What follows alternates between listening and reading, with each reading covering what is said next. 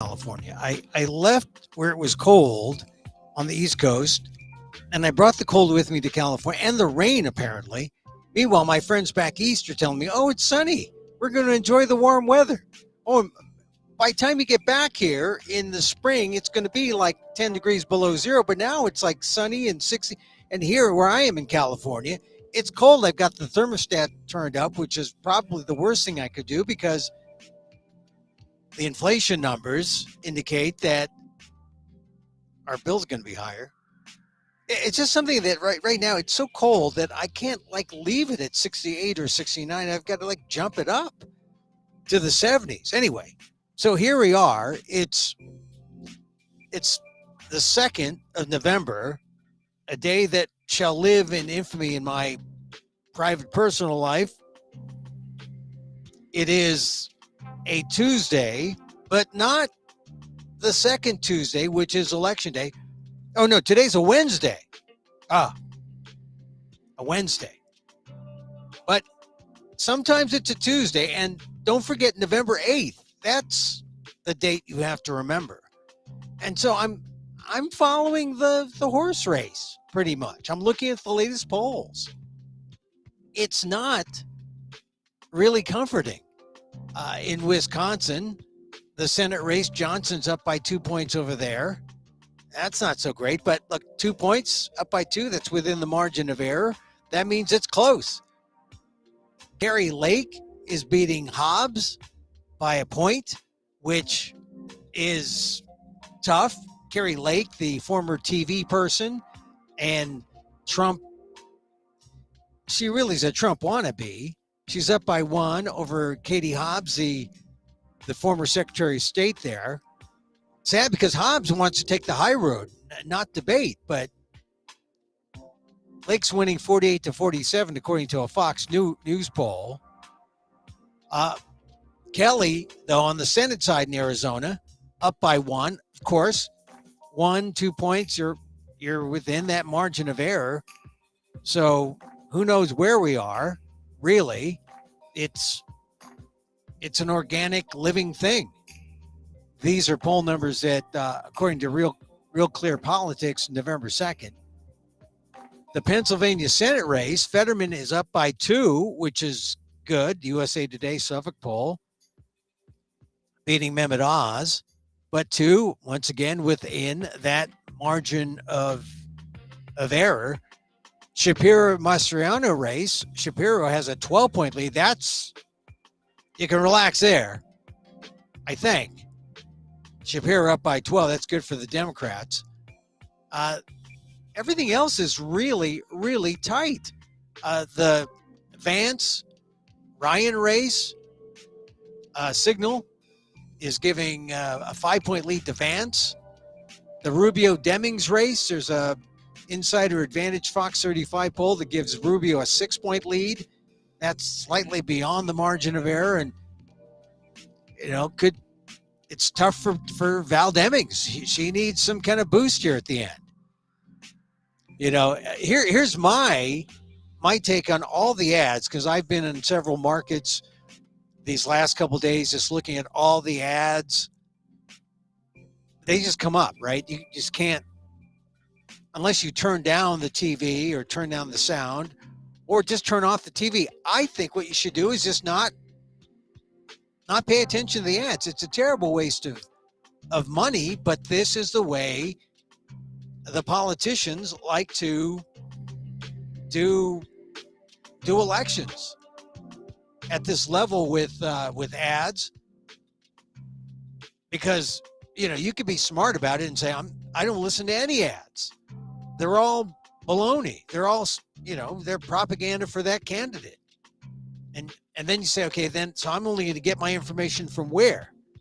The reliable sources of news based on your opinion, based on your ideology.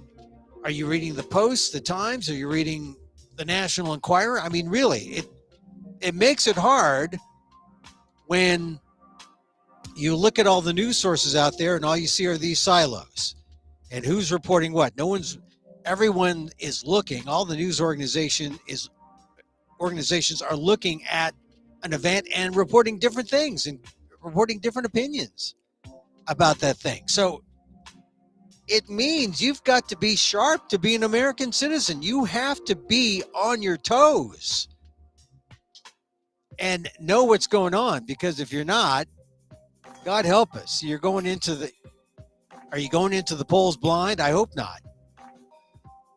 Anyway, I'm looking at the other polls. Let's see, other polls here. Yeah, the Vance-Ryan race, Signal giving a 5-point lead to Vance. That kind of concerns me, because Ryan had taken the lead. But if Vance is in fact ahead, not just in this poll, but in reality, right? Because this is just a snapshot. The only reason why Vance has been able to catch up is because Republican super PACs have been pumping money into his campaign. And when people get called to answer the polls, they might say the first thing that came to their mind. Well, I saw something about Vance, and I guess I'm going for him. I saw something about Ryan. Here's the thing that I think we ought to do. Like I said, you should just turn off the ads and try to go with legitimate nonprofit sources where you can rely on some semblance of the truth. And then you're not like spiked into one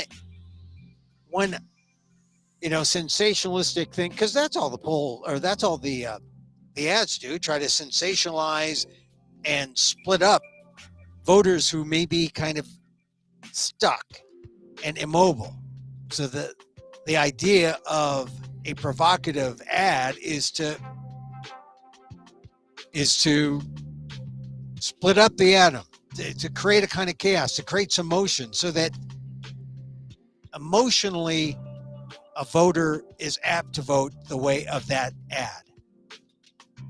That's how politics. It shouldn't be that way, right? It should be, well, I read this list of what this candidate does, and this list that says what this other candidate does, and I prefer candidate A over candidate B, and that's how I'm voting. But that's not how it goes. It's all about, unfortunately, it's all about emotion. So put up your antenna and get out your BS. They're polling me now. Get out your BS detector. That's what you got to do. Sorry, I can't answer polls while I'm on the air. Welcome, everyone. This is Emil Amok's Takeout. My takes on all things considerable, as it were. Welcome to the program. We're here Monday through Friday, 2 p.m. Pacific, live. Just because, as a veteran news person, journalist, commentator, analyst, I see the news. I want to react. I want to share my opinion. I've been a talk show host, news anchor, news reporter, columnist for decades. And this is the democratizing tool of the web, that I can do a talk radio show, old-fashioned talk radio show right here for you. And we could do a form of news talk right here on the web, but from a perspective that you're not going to hear. You're not going to hear a person of color, an Asian American Filipino give you an opinion as if, oh, Asian American Filipinos, they count? They matter? Of course we count. You never see us anywhere unless your name is Marcos and you're a latter-day dictator. You're not going to see us out there talking. That's why, you see someone like Rob Bonta, the California Attorney General, you say, that guy's going places. And he's running in this election. I don't think he has any problem. He just keeps doing things in the news, in the act of being Attorney General. I think he's okay. But this is he's one of the guys where if you get bogged down by this campaign and you get kind of depressed, you got to think of some people who are on the back bench, who are doing their thing, who are emerging. That should give you some hope, especially for Asian American. If you're If you want some hope, look at Rob Bonta, California Attorney General. And try to imagine him in 4 years, 8 years, 10 years, and maybe that will ease some of the stress and anxiety over what we're feeling now about where not just Asian American candidates or people of color are, but just, the main races, Democrats and Republicans. So the big thing I wanted to talk about today is just more affirmative action reaction. I call myself an affirmative action aficionado because I've seen it. I've seen it develop from after civil rights, I guess early 70s. I've seen it evolve. I've seen people approach it reluctantly. It has never been openly embraced. There's always been that sense that, we got to do this now. We got to do affirmative action. It's always been with a sense of reluctance. So I've seen it gone from, okay, affirmative action to here comes the long knives out to try to destroy affirmative action. Affirmative action then survives. I've been through the mend it, don't end it years during the Clinton years, and then have been through the attacks that we've seen ever since Prop 209 in California, where they successfully put it on the ballot using kind of deceptive rhetoric to get people to vote for something that was called the Civil Rights Act, which was not civil rights as we know it, but would take away affirmative action. That is how the deception is part of the rhetoric, part of the campaign to get rid of affirmative action. And unfortunately, the people who have been recipients, people of color, they've been too honest, frankly. More honest than those who have really made a career of trying to undo everything that has made up civil rights over the last 50 years. Voting rights, affirmative action. And so it's worth looking at where we are now.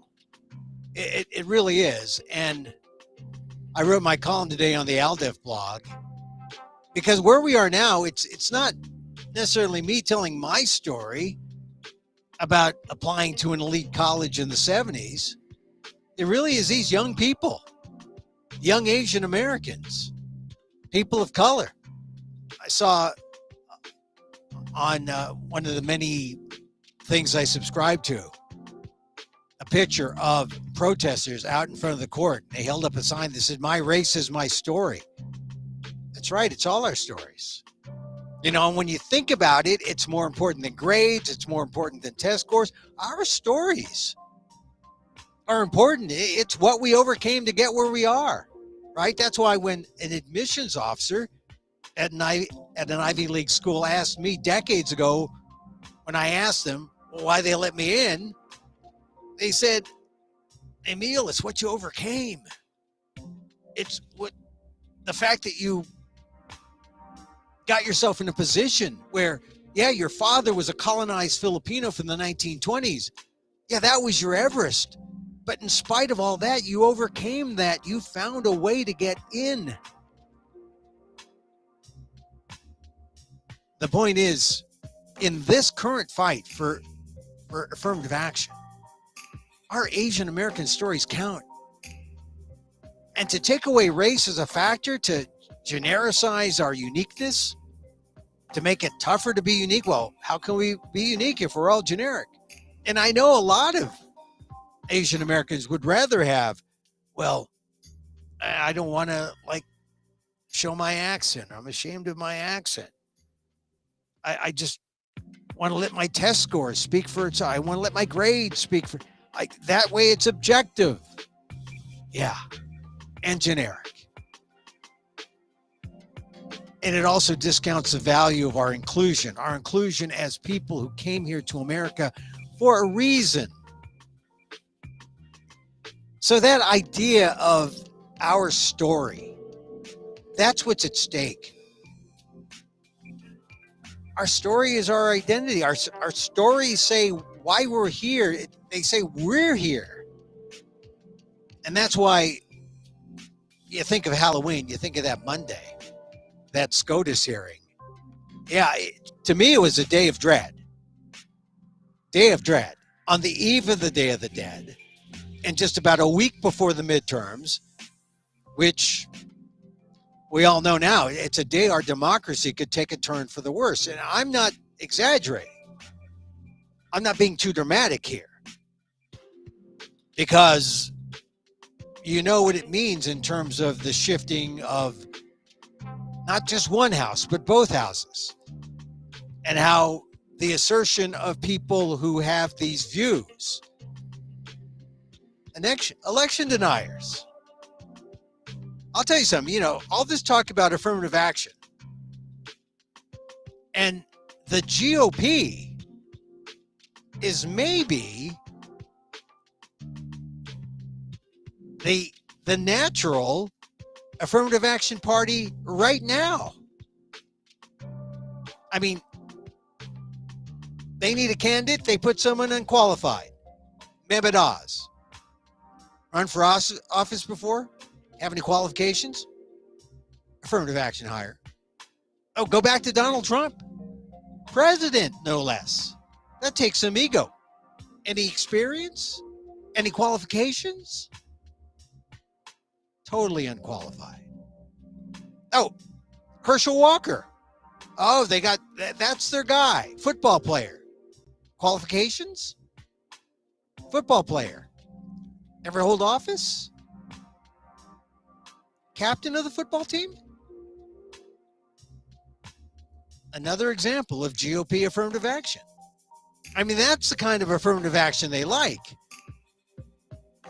Unfortunately, it's the kind of affirmative action that is going to sink our country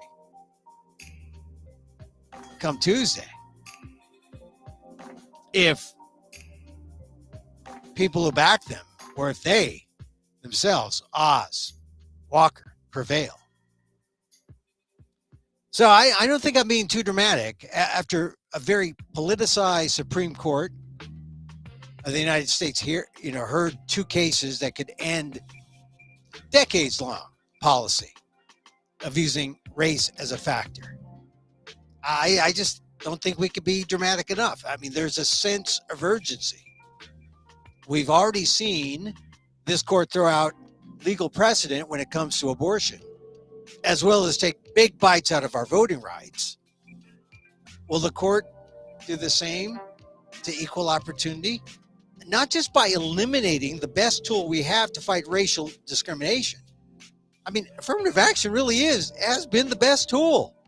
It's created a middle class of Black, Indigenous, people of color communities. Wouldn't have that without affirmative action. But you get rid of the tool. They also want to eliminate talking about race as an issue. I mean, I guess I always talk about race. Because why? Because race still matters. I mean, no one has ever been colorblind when they see me. That is, if they truly see me. Because let's face it, the default view is simply, we are invisible. And that doesn't get anyone to the promised land. Believe me. Doesn't get anybody to the promised land. So, after the hearing on Monday, 5 hours, I don't know what the court's going to do. They seem kind of surly, and I'll talk about that in a bit. But anyone who claims to know the final decision, which is expected sometime in 2023, you're reading tea leaves, right? Or you're peddling misinformation. I'd rather be optimistic. And that's why I talked about all that polling stuff, because the polls, the thing about the polls, they never poll enough Asian Americans to get an Asian American sample. So they could say, well, this is what black thinks, this is what whites think, this is what college educated. And that's why you get that 3 to 5% margin for error. When you ask about Asian Americans, the sample is so small. The margins are something like 10, 15, 20%. I mean, they don't look for Asian Americans. That's why if you want to count, the one poll that counts, if you're mad about the SCOTUS hearing, that hearing was a reminder that the best action to take to save any of the issues you care about is to go out on Tuesday, November 8th and vote. That's it. I mean, the SCOTUS hearing on Monday really was motivation to vote. Vote for the right people, not the election deniers, who happens to be abortion deniers, who happen to be voting rights deniers, and more than likely they're DACA deniers, and of course they're affirmative action deniers. Don't vote for the deniers. Vote instead for the people who won't deny us and will affirm our truths. Ultimately, it looks like we'll have to go by legislation. I mean, they tried, the House, the Senate tried to do it, codifying abortion. But you need the legislators from the right parties. They need to be elected. And who elects them? People like you. You got to get out to vote. Voting is always the fail-safe when the fear is that the High Court may deny us justice. Voting certainly helped determine the makeup of the current High Court. For some reason, we used to rely on the court to be above it all, above the fray, and they'd come through, right? Increasingly, justices, though, have been handpicked by politicians who wish to see justice from a certain perspective.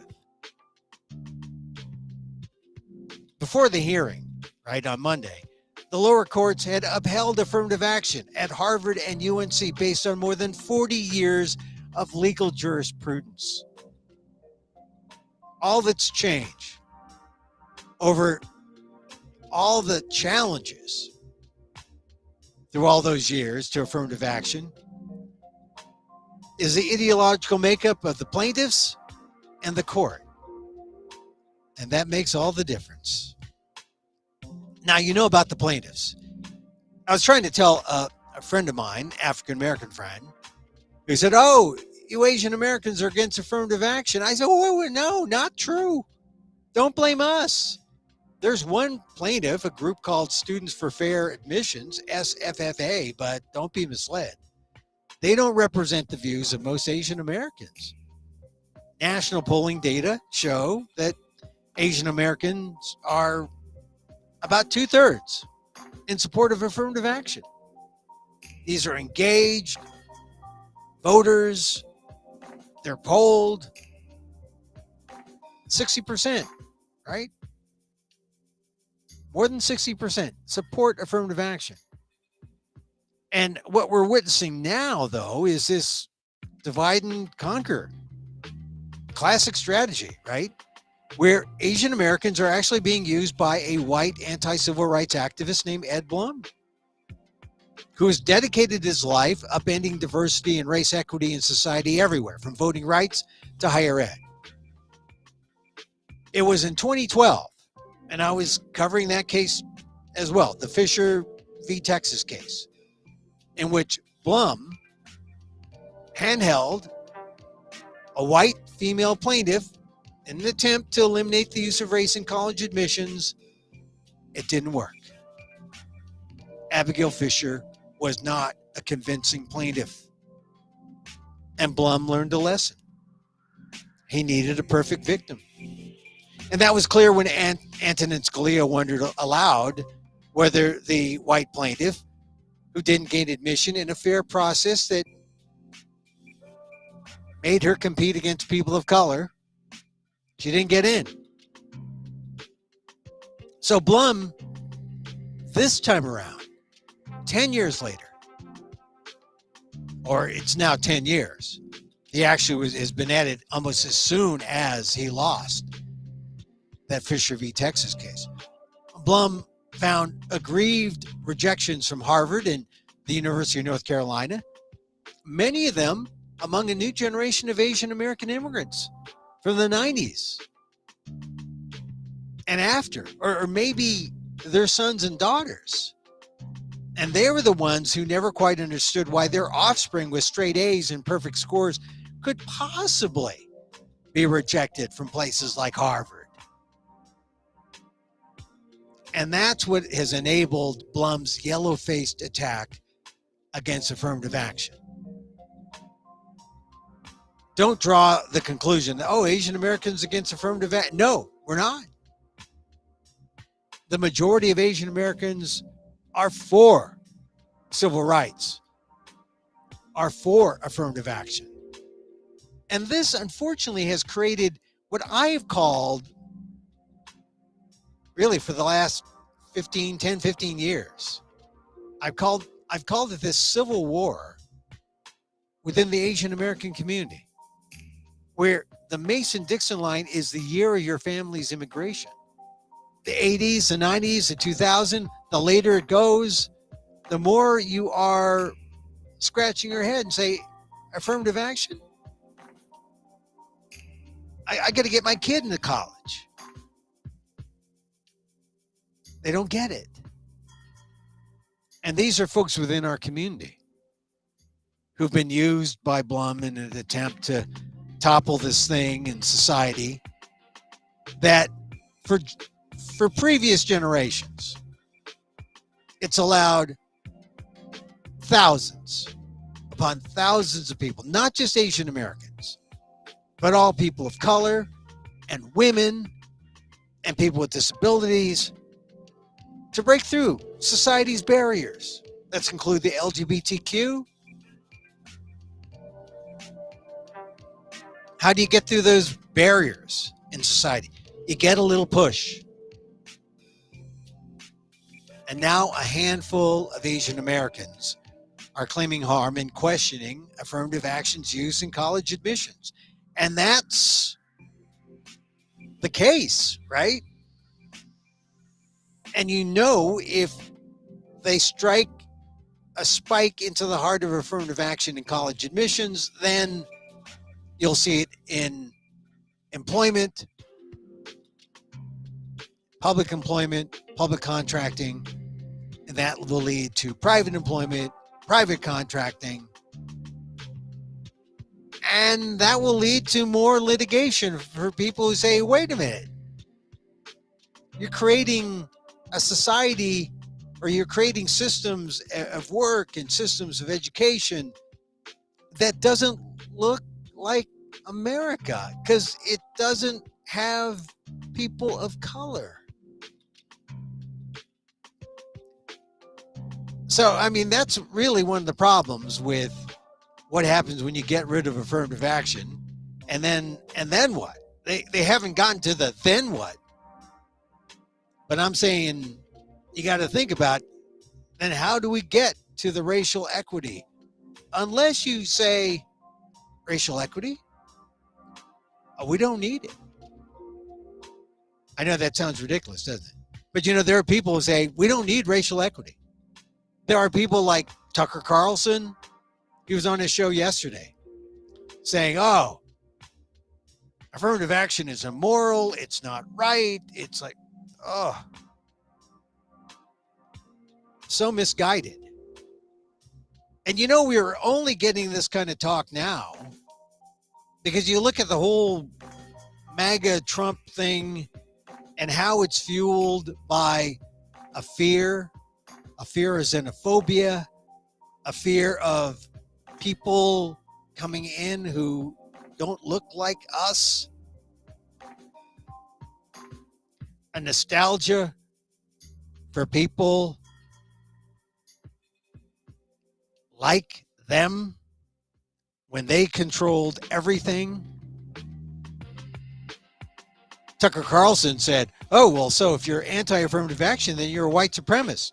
Well, I'm sorry, he said it, but yes, that's right. If you're against affirmative action, you're essentially for the preservation of white supremacy.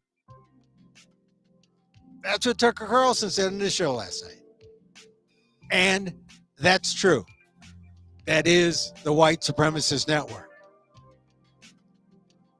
So that's where we are when it comes to the plaintiffs. Now, the court has changed. Remember, the only thing different in this fight for affirmative action is that, for decades, we've had reasonable jurists. We've had conservative Republicans, but they weren't 100% ideological. They knew that truth and justice was somewhere in the center, and they moved to the center for issues like affirmative action. Otherwise, you wouldn't have had in 2003 in the Grutter versus Bollinger case, where affirmative action was upheld, you wouldn't have had conservative Justice Sandra Day O'Connor writing in defense of the use of race-conscious admissions.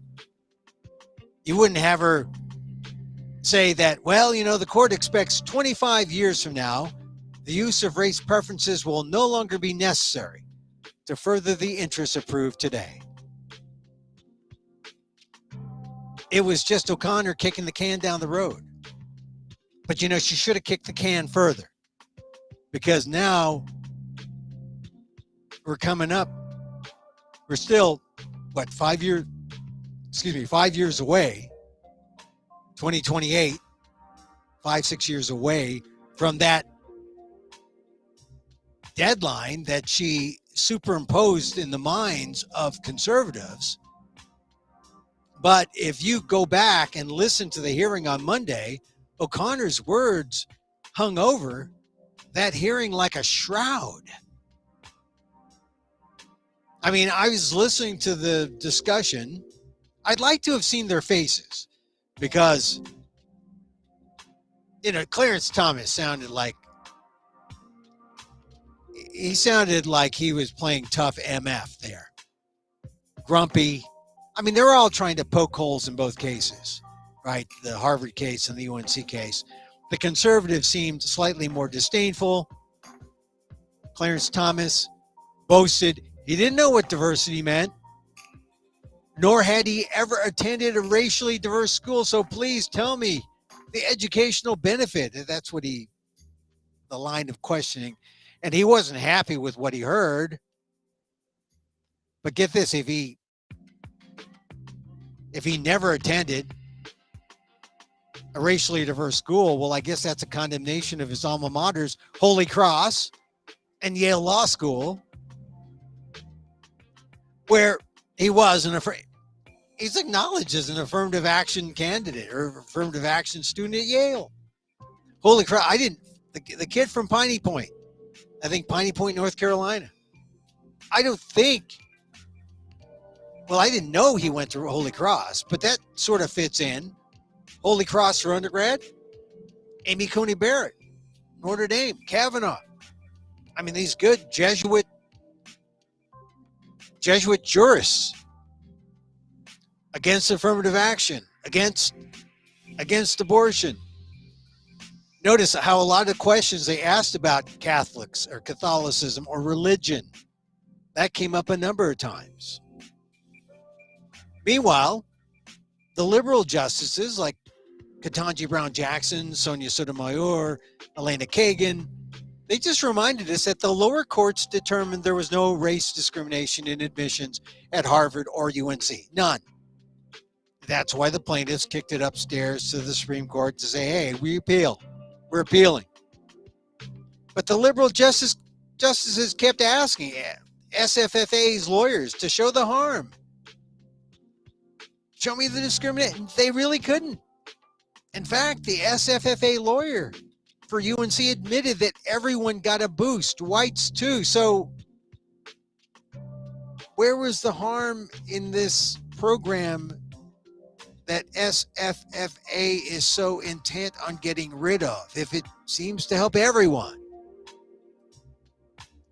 So look, after all that on Monday, I just don't see the court willing to get lost in the weeds. Not if they can rely on this expiration date model set by O'Connor in 2003. 25 years, which would be 2028. That still give us some time. But my impression from Justices Coney Barrett, Kavanaugh, and Alito was that O'Connor's deadline was like the North Star, which, as I've said, what if the raging fires of racial inequality are not over? I mean, some people would say, I think they are. I mean, especially for Asian Americans, you might say. Well, how could you say, well, look at Harvard. When I applied in the 70s, Harvard was like 5% Asian, maybe less. I think I'm counting the international students. Now you count Asian American students and it's like almost 30%, 27, 30%, all the classes. So maybe for Asian Americans, it's not as bad. And maybe little Johnny Wong doesn't get in with his straight A's. But there are more Asian Americans taking places that might have gone to, I mean, if Asian Americans were at 5% in the 70s and now they're close to 30, it's like almost 25% that are Asian that might have gone to blacks, Hispanics, to whites. So I see why there should be a sense of fairness. Racial inequality may not be over. Something needs to be done. So what do we do if we say the timeline is good, 25 years, we're done with this because O'Connor said so? Do we stop squirting water on the flames and roll up our sleeves and roll up our hoses, or roll down our sleeves? Roll down our sleeves and roll up the hoses?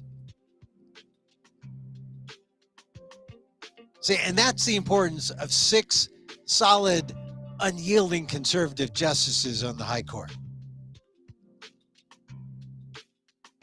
I mean, you can almost say whatever they said on Monday is irrelevant because they showed their hand. They showed their hand on the abortion case. Roe v. Wade, what's that? They moved on the Dobbs decision, which essentially gutted Roe v. Wade. Decades of jurisprudence. Will they do the same thing to affirmative action? In a heartbeat, I'm afraid. And that's why the most positive thing you can do right now, after Monday's hearing, as we wait for the decision to come down sometime in 2023, it boils down to one word: vote Tuesday, November 8th. Use the Monday hearing. Look, affirmative action isn't even on the list of issues that people can be concerned about. When the pollsters ask, they ask about inflation. They ask about the economy. They ask about, all sorts of things, healthcare. They don't ask about affirmative action. But conveniently, here it comes before the election. It's a kind of lightning rod for people who fear xenophobia, people who believe in xenophobia, people who fear the foreigner, people who want the status quo, the white status quo, the Tucker Carlson called it the preservation of white supremacy. Appeals to them. Because what will happen when they take over, when the people of color take over. That's why it works for them. That's why they wanted to hear it now, before the midterm. People of color just say, we could be motivated to vote by seeing the attack on affirmative action, because we see it as an attack on our right to not just tell our stories, but our right for our stories to be seen and heard. And that's why, from the side of Asian American people of color, blacks, Filipinos, use Monday's hearing. Use your time as you try to understand what was that about. 5 hours of hearings. I mean, you can listen to it on C-SPAN again, go over highlights, but I just said, look, I got the impression, I know what they said. And the key thing is this deadline that they've set up. 25 years, Sandra Day O'Connor. But it seems like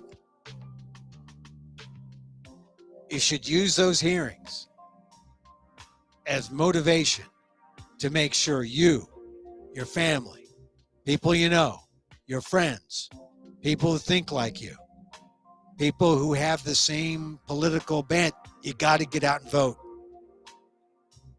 Tuesday, November 8th. It's for our stories to be seen, to be heard. Get out there and vote. So, I just feel like affirmative action is one of these things where people have this black and white sense of it, right? Which is why it was kind of ingenious that Blum said, oh, well, I'm going to get the Asians. I'm going to get the Asians and I'm going to find some conservative Asians and we're going to fight it. And then he's got the court and they're going to fight affirmative action. But look, if we're totally honest, affirmative action is never going to die.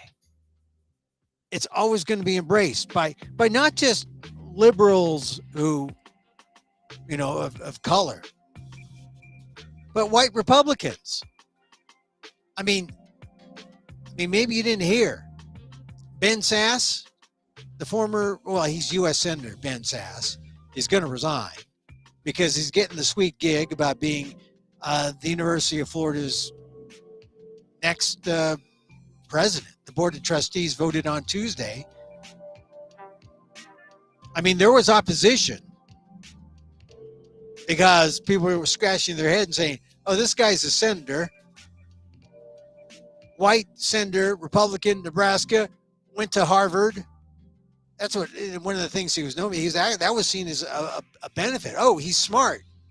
So he's not going to be such an ideologue.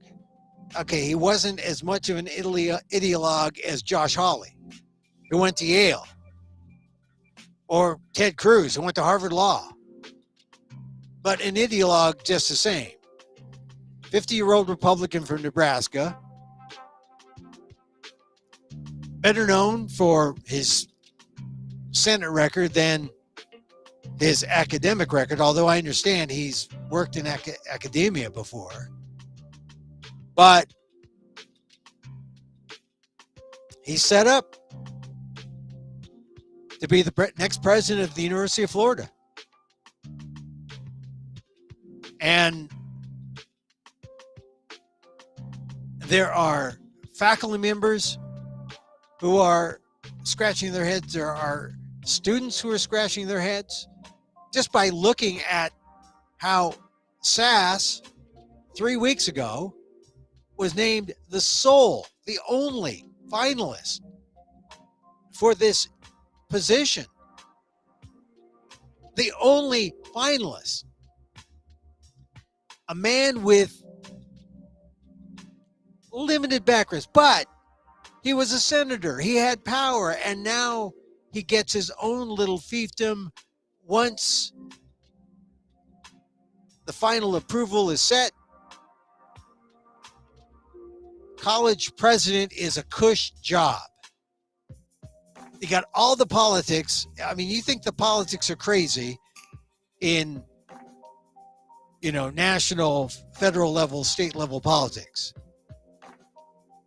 People who know politics, or people who know university systems, know university politics sometimes makes the others seem like child's play.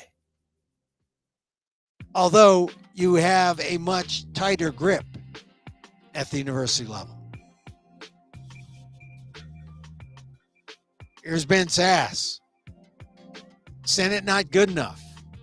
Not enough power. But here he's got his little fiefdom. Mr. Nebraska, Harvard Republican, 50 years old, running the show at the University of Florida. That is affirmative action. There's no other way to look at it. That is affirmative. Just like Donald Trump running for president, affirmative action. Mehmet Oz running for Senate, affirmative action. I mean, what were their qualifications? Go up and down, right? Herschel Walker. All right, well, give a black athlete a break to run as maybe the head football coach. Oh no, are you putting him down, Emil? You're saying he's not qualified to be the senator of Georgia? Yeah, I'm saying he's not qualified to be the senator. I mean, he's never had a job as a public official. Herschel, that's affirmative action. The GOP. I mean, Tucker Carlson had a sign that said the end of affirmative action on his show. Far from it. There's going to be affirmative action for whites. And even at the school level, if they end affirmative action on race, there will still be affirmative action for the football players, for the legacies, for the people on the dean's list. Even Harvard knows that. And the people who are trying to put down race, even they know it. So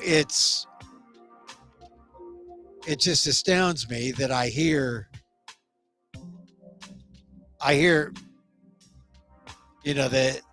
the town crier of the right.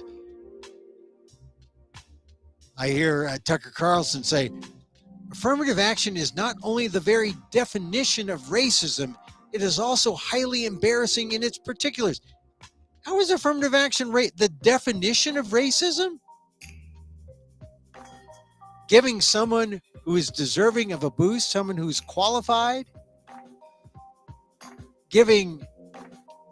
all things being equal, if there is a space available and there's a white candidate and a black candidate, you would be racist not to pick the black candidate. And yet, that sort of decision happens all the time. Filipino candidate, the brown candidate, the Asian candidate, forget it. You're not even in the running. You're not even considered. But I might be, if someone had a sense of affirmative action, then they say, oh, give the Filipino kid a break. How is affirmative action the very definition of racism? Like Tucker Carlson says, he is wrong.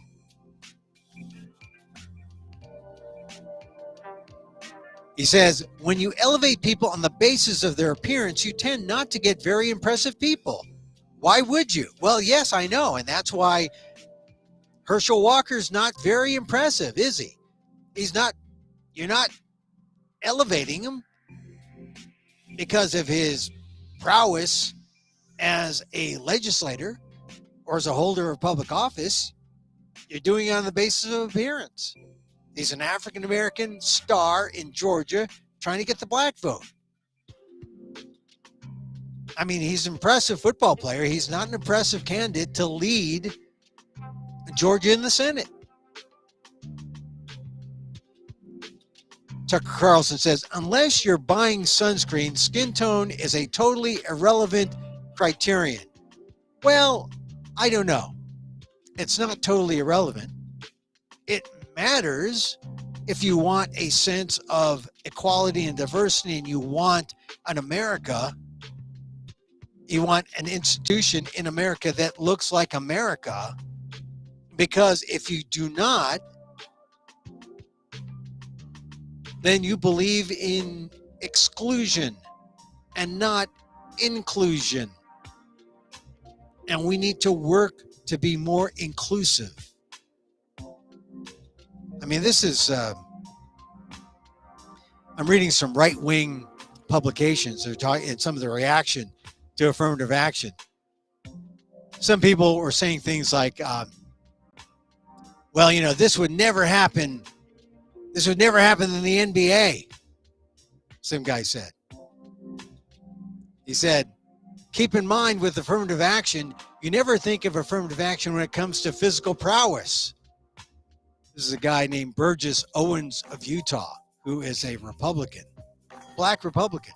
He said, oh, yeah, when it comes to physical prowess, you never think of affirmative action. That's because the more physically powerful will just bully their way. And I'll tell you, so I've experienced that, where people see me and they see that they are either bigger or taller or have size. Women know this too. You'll be taken advantage of because the male who will use his power to put you down. I've been in situations where I've interviewed people and a man actually pinched my shoulders and tried to get me to submit or to hold back on my question. I don't know what went through his head. He's now dead, but he was a highly positioned man and highly respected man who used his physical prowess. So this guy, Burgess Owens, says, when was the last time you said, well, we're going to make sure that the basketball player is a white guy or a black guy because how I want to do. It's the only, he's trying to say, you never see people talk about affirmative action in basketball. Actually, they do. But it's not based on skin color. Affirmative action is we want the best players. They go out and get the best players. What they're trying to get at is there should be a meritocracy. But you know what? You don't have to be scared of meritocracy when you're dealing with nothing but qualified candidates. And when qualified candidates are amongst your choice, pick the person of color. It may add to the diversity of your workplace, of your whatever it is you're hiring for or whatever you're building. We'll have something that looks like society, you'll be better. The benefits of diversity.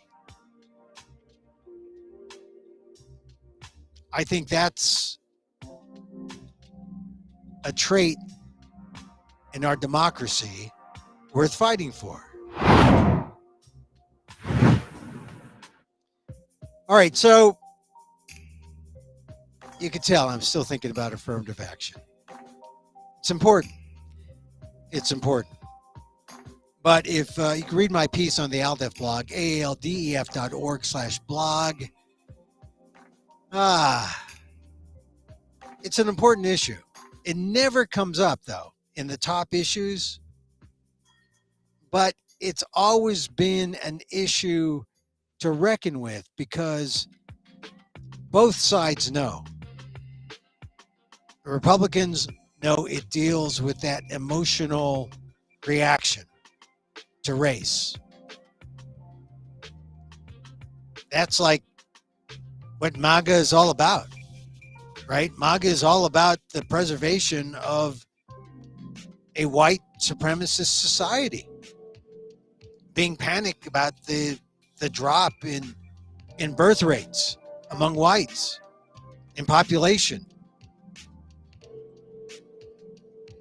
And of course, on the Democratic side, people of color want opportunity. People of color want a chance. They want to be heard. They want to be seen. As I say in my column, I was touched by that Asian American girl holding up a sign that says, "My story." Let's see, she said, "My story or my race is my story. So any kind of movement to go race neutral, any kind of movement to eliminate race, any type of way to genericize race is to eliminate us, our very existence, our being, our story. That's why affirmative action is important. Okay. We're here Monday through Friday, 2 p.m. Pacific. Like to come on after stuff happens in the day, check it out, see what's going on, and then I come on and I comment. If you catch us on Facebook at facebook.com/EmilGuillermo.media or Facebook Watch or Facebook Live, you can add on chat your comments. I'll read them if they're there. You can go on YouTube. I'll go to your comments on YouTube. My at Emil Guillermo 1 on YouTube, at Emil Amok 1, EMIL AMOK 1 on YouTube. Subscribe. It's kind of a pathetic YouTube channel, but yeah, could use the help. Could use the boost. Twitter at Emil Amok, EMIL AMOK, and then of course I'll put it up on my website, amok.com. You know, Twitter, we're going to have to talk about Twitter. I think I'm still with Twitter. I mean, I take this view where I know everyone sort of ultimately embraces social media, even though they shouldn't. I was against Instagram for years, and then I saw the people who were really aggressively against it embrace it. Namely, the photographers. The photographers were all concerned about it. Well, people are going to rip off your photographs. Then I saw these high-end photographers on Instagram selling their photographs. You know, Facebook has done some terrible things. Twitter, now that Musk is in charge, I don't get a good feeling. And I don't get a good feeling because he's all about the misinformation. And we talked about the Pelosi case yesterday. The misinformation is just astonishing. And, you know, the thing is, everyone jumps into the fray. The right is guilty of misinformation. They're leading the charge that the Paul Pelosi case is an example of misinformation. And they're doing it by spreading misinformation about the guy with the hammer and Paul Pelosi, instead of the one thing they should be doing, coming together and saying, God, this is terrible. This violence against the spouse of the Speaker of the House. But would it be different? Why would you expect anything different when you don't see anyone on the right really forcefully? Well, we are seeing people on the right, Liz Cheney, Adam Kinzinger, they're all like leaving. But you don't see very many responsible Republicans saying, yeah, that January 6th thing, that was terrible. You see very little condemnation, and you're seeing very little condemnation of the Paul Pelosi case. Instead, you're seeing people blame Gavin Newsom and San Francisco and the liberals and more misinformation because, you know, this is what inspires voters. Voters don't want information. Voters want misinformation to get their, I guess, get their juices going, makes them want to go out to vote. They're mad. And truth doesn't get them mad anymore. They want fiction. They'd rather see a movie or a TV show. They don't want to deal with real things, like our government. And then, because no one's paying attention, the Republicans are quietly planning to destroy Social Security and Medicare, two things that make our system what it is. They're out there trying to gut it and end it or lessen it. And between that, affirmative action, and DACA, election deniers, and dreamers, my God, we all should be motivated to go out there and vote. Don't forget, November 8th. If you're in California, there's still time to register. Still time to register in California as a provisional ballot holder, but still time to register. All right, it's meditation time. We bring it down. And we just remind ourselves that as bad as things can get,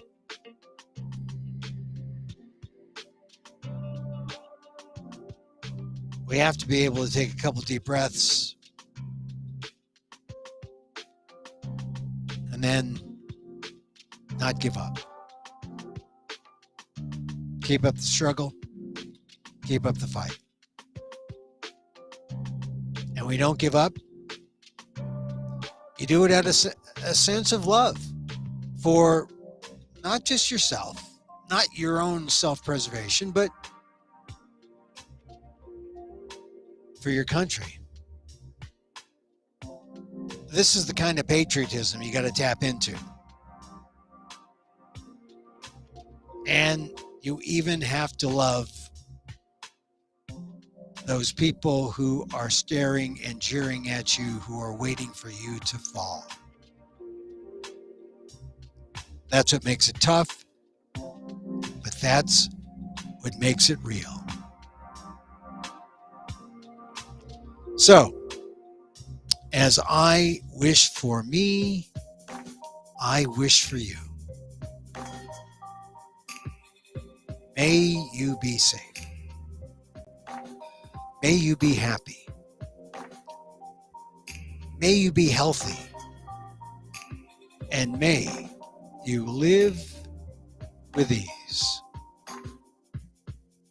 Emil Guillermo here. Back tomorrow, 2 p.m. Pacific. Go to amok.com. Till then.